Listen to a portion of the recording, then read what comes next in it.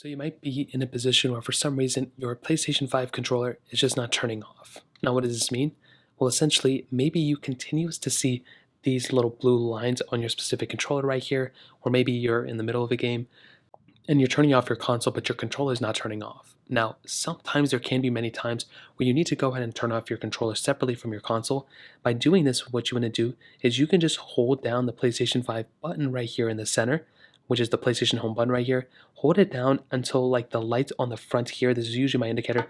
I usually hold this down until the lights on the front stop blinking. So you can see the controller is on. If I hold this button for a little bit of time, they're just going to go and turn off. So I just keep holding it down until the lights turn off, and that is the main way to go and turn it off. Now, if it's still not turning off, there are some things you may want to keep in mind. You may just want to make sure you're not charging the controller.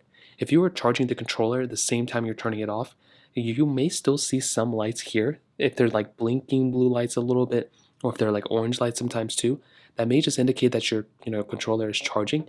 And that is basically all you have to do. You just have to kind of wait it out. Sometimes just let the controller sit there and it'll just charge, and then when it's fully charged, it'll just die out. And that's pretty much the main way to do it.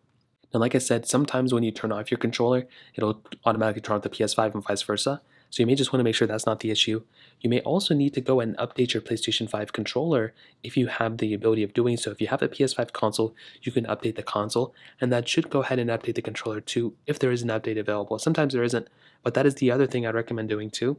Now, ultimately, if that's still not working, you may want to make sure you're not clicking the buttons at the same time while you're trying to turn off the controller.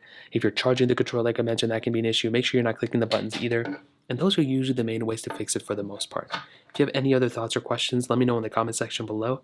Hit the like button, that would mean so much, but definitely hit that subscribe button. More importantly than everything else, I love every single one of you guys. Hopefully I'll catch you guys in the next video. Peace out till then.